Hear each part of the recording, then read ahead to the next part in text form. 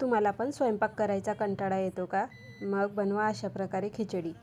खूप टेस्टी लागते. त्यासाठी डाळ तांदूळ घेतलेले आहेत. कांदा, टोमॅटो, लसूण, बटाटा आणि वाटाणा घेतलेला आहे.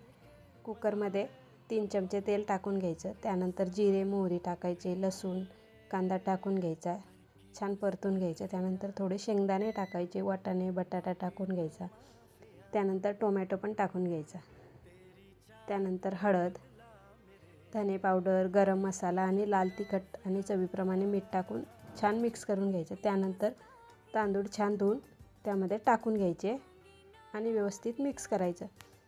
त्यानंतर ज्या वाटीने जेवढी वाटी आपण तांदूळ घेतलेले आहे त्याच्या दुप्पट पाणी टाकायचं. त्यानंतर कोथिंबीर टाकून घ्यायचा, कुकरचं झाकण लावायचं आणि 3 शिट्या घेऊन घ्यायच्या. बघा, झाली आपली खिचडी तयार. त्यावर मस्त तूप टाकायचं आणि गरम गरम खायचं.